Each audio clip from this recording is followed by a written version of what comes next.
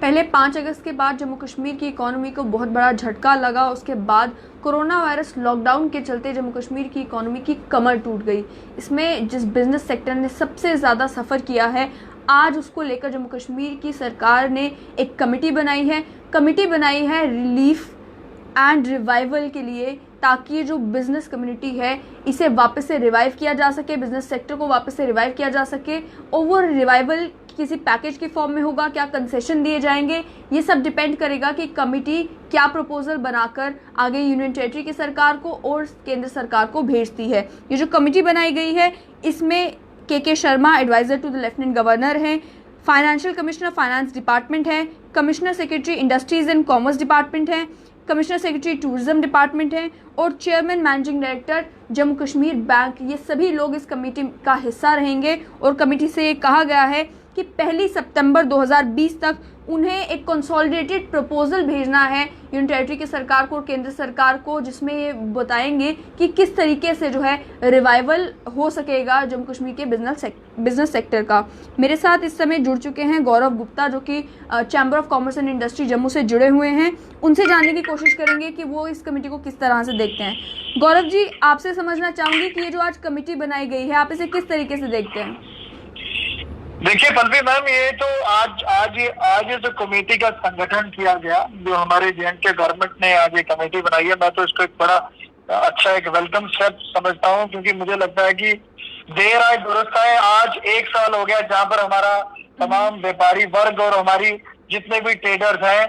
ये मतलब मेरे कहने, मुझे ऐसा लगता है it is more than a year now. 5 अगस्त के बाद ही अगर मैं बात करूँ जम्मू कश्मीर के हमारे यहाँ पे सूरत हाल की, डिस्टर्बेंस नहीं रहा। उसके बाद कोविड आ गया और कोविड के कारण जहाँ पर पूरा वर्ल्ड इस समय इफेक्टेड था, हम लोग भी इस पूरी मार को यहाँ पर बर्दाश्त कर रहे थे। कहीं ना कहीं मुझे लगता है कि आज हम शुक्रगुजार हैं साहब के, जो जिनके आने के बाद इस कमेटी का संगठन हुआ और आज कहीं ना कहीं एक खुशी की लहर है हमारे व्यापारी वर्गों में, अपने सब व्यापारियों में। पर एक चीज का एक थोड़ा दुख भी है हमें इस चीज का कि ये जो कमेटी बनाई गई, जिसमें के शर्मा साहब और financial commissioner finance department, commissioner secretary industries and commerce department, commissioner secretary tourism department और चेयरमैन जे.के. बैंक, इन लोगों की जो एक कमेटी बनी, अगर इसमें हमारे यहाँ के भी यहाँ के जो स्टेक होल्डर वो भी रखे जाते तो ज्यादा अच्छा रहता, वो भी कमेटी का हिस्सा बनते तो ऑर्डर में कहा गया है, इस ऑर्डर में कहा गया है कि जितने भी स्टेक होल्डर्स हैं उनसे बात करना जरूरी है, उनसे बात करने के बाद ही प्रपोजल बनाया जाएगा। आप देखिए पल्लवी मैम, बात करने की बात इसमें बड़ी क्लियर रखी गई है। वो हमें इनवाइट आएगा और जैसा इन्होंने डेडलाइन दी है कि 1 सितंबर जो है कंसोलिडेट करेंगे सारा। और मुझे मैं आज कहते हुए कतई परहेज नहीं करूंगा कि अगर इस कमेटी में यहाँ के होल्डर जो है उनको भी रखा जाता। यहाँ के chamber of commerce and industries की अगर मैं बात करूं, यहाँ पर बड़ी ब्राह्मणा एसोसिएशन की बात करूं, ट्रेडर फेडरेशन की बात करूं, सबके नुमाइंदे भी अगर या इस कमेटी का हिस्सा बनते, मेंबर बनते, तो वो ज्यादा अच्छा रहना था। चलो एनीवेज, अब गवर्नमेंट ने अगर इतना एक स्टेप लिए आज, इतने गुहार लगाने के बाद, तो अच्छे के लिए कुछ ना कुछ इस स्टेप को भी लिया होगा। पर मुझे लगता है कि अगर हम भी इस कमेटी का हिस्सा बनते तो वो ज्यादा अच्छा होना था। पर चलिए, आज मैं अपील करना चाहूंगा सिन्हा साहब को कि जो ऑलरेडी जिनको हम विकास पुरुष बोलते हैं और जो पॉपुलरली नोन है विकास पुरुष, आज मैं उनसे एक अपील भी करना चाहूंगा इस कमेटी के संगठन के बाद, ये जैसे कमेटी बनी है और जो जितने भी स्टेक होल्डर थे, जो इनको इनवाइट करने के बाद हम चाह रहे हैं कि इसकी कोई सीमा, डेडलाइन होनी चाहिए कि अगर हमारी का अगर कुछ बातें, अगर हम अपने व्यूज अगर हम देंगे, जो हमें लॉजिक है अगर हम बताएंगे, क्योंकि मुझे लगता है कि जमीनी स्तर पे बातें हो जाती हैं, फिर आगे इम्प्लीमेंट होने में फिर उसकी टाइम बाउंड्रीज नहीं रहती। मुझे लगता है कि कहीं ना कहीं इसके साथ टाइम जो है उसको भी बाउंड करना पड़ेगा कि कितनी देर में आगे जो हमारा रिवाइवल और सर्वाइवल की बात की जा रही है, रिलीफ की बात करी जा रही है, उसके लिए डेडलाइन टाइम की जो है वो घोषित करना बड़ी इंपॉर्टेंट है। यहाँ पर गौरव जी, आपसे ये भी समझना चाहूंगी कि 5 अगस्त से लेकर आज तक कोरोना वायरस पेंडेमिक भी बीच में आया, उसकी वजह से भी लॉकडाउन हुआ, कितना नुकसान जम्मू की बिजनेस फ्रेटर्निटी को अभी तक सफर करना पड़ा होगा, एक एवरेज भी अगर आप बता सके। देखिए पल्लवी मैम, ये ऐसी भरपाई है जम्मू कश्मीर की, अगर जो मैं बात करने जा रहा हूँ, क्योंकि आप भी जानते हैं जम्मू कश्मीर की बैकबोन यहाँ का टूरिज्म है।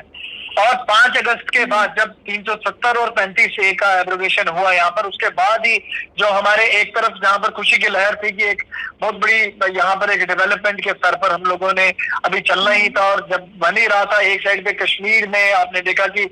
पूरा इस एब्रोगेशन को जो है लोगों ने एक्सेप्ट नहीं किया वहां पर, और यहाँ पर डिस्टर्बेंस रही। अब नेचुरली बात है, जहां पर जिस खिते में जहां पर रीजन में डिस्टर्बेंस हो वहां पर टूरिज्म, यहाँ टूरिस्ट तो आएंगे नहीं वहां पर। ऑलरेडी हमारे यहाँ के जम्मू की अगर मैं बात करूं, यहाँ के प्रसिद्ध हमारे बाजार रघुनाथ बाजार की बात करूं, और जितने ही यहाँ पर हमारे कटरा की बात करूं, ऑब्वियसली जब वो पूरा डिस्टर्बेंस में था तो हमें लॉस तो हो ही रहा था। ऊपर से क्या हो, ये मार्च के बाद जब एक कोविड का संकट आया, तो आज अगर आप इस लॉस की अगर आप मेरे से एस्टिमेट लेते हैं कि कितना नुकसान है, वो मैं आपको शब्दों में बयान भी नहीं कर सकता, क्योंकि आज भी हम इस कोविड के करके भी, जो कोविड भी मार्च के बाद जब कोविड आया, कोरोना आया, आज मुझे आपके साथ ये शेयर करते हुए बेहद अफसोस है कि आज हमारे ऐसे बाजार हैं जहां पर दुकानदार अपनी शॉप खोलते हैं और बगैर बोनी करे हुए अपने घरों में चले जाते हैं। तो इस लॉस को अगर आप बोलते हैं कि कैलकुलेट करके बताएं, मुझे लगता है कि आज की डेट में अगर मैं आपसे कुछ कैलकुलेट भी करना चाहूँ, मुझे लगता है कि वो कैलकुलेट भी नहीं हो सकता, इतना बड़ा लॉस है। पर साथ में ही मैं ये दोबारा आपको कहना चाहूंगा कि देर है दुरुस्त है, आज गवर्नमेंट ने हम बार बार रिक्वेस्ट कर रहे थे जैन के गवर्नमेंट को कि जम्मू कश्मीर जो है टोटली बेस्ड है टूरिज्म पर। यहाँ पर टूरिज्म का अगर व्यवसाय होगा तभी हमारे यहाँ के बिजनेस यूनिट, यहाँ की एस्टेब्लिशमेंट, यहाँ के बाजार हरे भरे रहेंगे। पर जब यहाँ पे टूरिस्ट ही नहीं आया तो इसका अगर आज आप उससे कितने % और कितना लॉस है, मैं आपको आज बयान नहीं कर सकता, तो उसका कोई लिमिट नहीं है, इतना ज्यादा लॉस है। गौरव जी, यहाँ पर आपसे समझना चाहूंगी कि किस तरीके के रिवाइवल पैकेज की आप उम्मीद रख रहे हैं, क्या कंसेशंस काफ़ी होंगे, किस तरीके की जो है लिक्विडिटी होनी चाहिए इस पैकेज में, क्या किन चीज़ों का ध्यान रखने की ज़रूरत है ताकि जो है बिजनेस कम्युनिटी वापस अपने पैरों पर खड़ी हो सके? देखिए मैम, जहां तक आप जब कह रहे हैं कि यहाँ पर किस तरीके के बेनिफिट्स मिलने चाहिए, मुझे लगता है कि इंसेंटिव पैकेज इमीडिएटली जो रिलीफ है हमारे यहाँ के जो हमारे ट्रेडर्स हैं, हमारे इंडस्ट्रीज हैं, सबको यहाँ पर एक अच्छी सी इंसेंटिव उनको पैकेज जो अनाउंस होना चाहिए, जो कहीं ना कहीं आज यहाँ पर मुझे लगता है कि जब 20 लाख करोड़ पैकेज जब हमारे ऑनरेबल प्राइम मिनिस्टर साहब ने भी अनाउंस किया, जो कहीं ना कहीं जमीनी हकीकत पर मुझे ऐसा लगता है कि यहाँ पर हमारे काफी ऐसे हमारे बिजनेस यूनिट्स हैं, बिजनेस एस्टेब्लिशमेंट हैं, ट्रेडर्स हैं, जो कहीं ना कहीं पर यहाँ पर टूरिज्म नहीं होने के कारण और यहाँ का जगह पूरा काम जो था पूरा कहीं ना कहीं रुक सा गया था। बिल्कुल बैंक की इंस्टॉलमेंट्स ऑन थी, बैंक के इंटरेस्ट ऑन थे, दुकानदारों के रेंट ऑन थे, तो मुझे लगता है इमीडिएटली एक किसी तरीके का एक रिलीफ पैकेज एक इंसेंटिव की शेप में इमीडिएटली गवर्नमेंट को अनाउंस करना चाहिए विदाउट एनी डिले।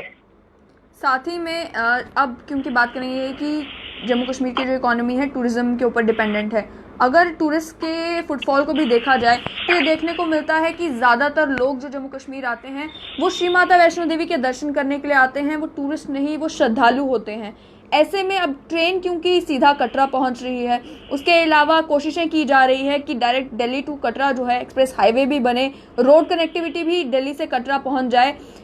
क्या ज़रूरत है कि जम्मू की मार्केट्स को किस तरीके से जो है वायबल बनाया जाए कि जम्मू का जो बिजनेस है वो इस डेवलपमेंट से तबाह ना हो जाए? देखिए मैडम, बड़ी बदकिस्मती है हमारे जम्मू रीजन की। आज पल्लवी मैम मैं आपसे शेयर करना चाहूंगा कि आज जम्मू में भी खूबसूरती के लिहाज से किसी चीज की कमी नहीं थी। अगर मैं बात करूं दुदू बसंतगढ़ की बात करूं, पंचेरी की बात करूं या भद्रवाह की बात करूं, इतने खूबसूरत हमारे इलाके हैं जो कहीं ना कहीं मुझे लगता है कि जिनको कभी शोकेस ही नहीं किया गया और जो कभी डेवलप ही नहीं किए गए। आज मुझे लगता है कि अगर आज हम बात कर रहे हैं कि यहाँ से डायरेक्ट दिल्ली से डायरेक्ट ट्रेन कटरा जा रही है और यहाँ पर जैसे आप भी बता रहे हैं मोस्टली जो है यात्री यहाँ पर श्रद्धालु आते हैं जो वहां पर दर्शन करने जाते हैं। पर आज मुझे लगता है कि ऐसे इनिशिएटिव्स की भी जरूरत है जहां पर जम्मू के नैरेटिव और जम्मू की प्लेसेस को भी दिखाया जाए और उनको भी अच्छे तरीके से डेवलप किया जाए, ताकि यहाँ पे टूरिस्ट जो यहाँ पर आना चाहते हैं वो यहाँ पर रुके, जम्मू में भी रुके, जम्मू के भी आसपास के जो एरिया है उनको अच्छे तरीके से जाकर उसमें रहे, वहां पर टाइम स्पेंड करें, ताकि जम्मू भी एक खूबसूरती की तैर पर एक बहुत खूबसूरत तरीके से आगे निकल कर आए। पर दोबारा अपील करना चाहूंगा सेना साहब से, जिनको ऑलरेडी एक विकास पुरुष कहा जाता है, आज कहीं ना कहीं जम्मू का नैरेटिव या जम्मू के रीजन की अगर मैं बात करूं, जो कहीं ना कहीं हमेशा नेग्लेक्टेड रहा, पर ये मुझे लगता है कि 370 और 35A के हटने के बाद आज कहीं ना कहीं एक बहुत उम्मीद की आशाएं जो हम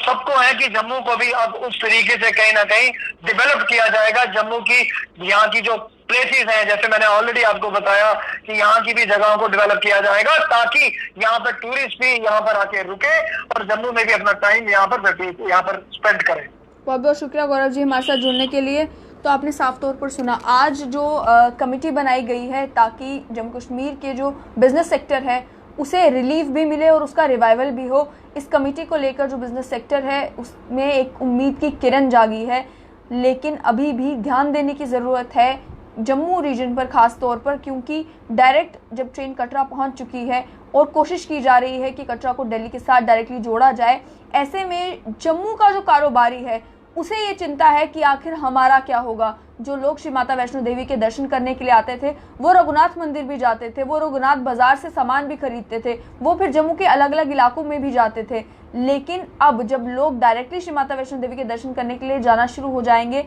उसके बाद जम्मू इस पूरे रीजन में ऐसी क्या कुछ चीज़ें हैं जो टूरिस्ट को अट्रैक्ट कर सके, जिनकी वजह से जो है टूरिस्ट जम्मू में आकर रुके और जम्मू के कारोबारियों की भी उससे सहायता हो। इस सब पर सोच विचार करने की ज़रूरत है। साथ ही में इनका ये भी कहना है कि जो कमेटी बनाई गई है इसे टाइम बाउंड मैनर में, जो भी ये प्रपोजल भेजती है उसका टाइम बाउंड मैनर में इम्प्लीमेंटेशन होनी चाहिए। फिलहाल कमेटी को जो है समय दिया गया है 1 सितंबर 2020 तक का, जिसमें उन्हें ये जो प्रपोजल है वो बनाकर भेजना है। लेकिन उसके बाद जब ये प्रपोजल चला जाता है, जो भी रिलीफ पैकेज मिलता है उसकी इम्प्लीमेंटेशन भी इनका ये कहना है कि टाइम बाउंड मैनर में होनी चाहिए। फिलहाल बस इतना ही। देखते रहे स्टेट लाइन न्यूज़।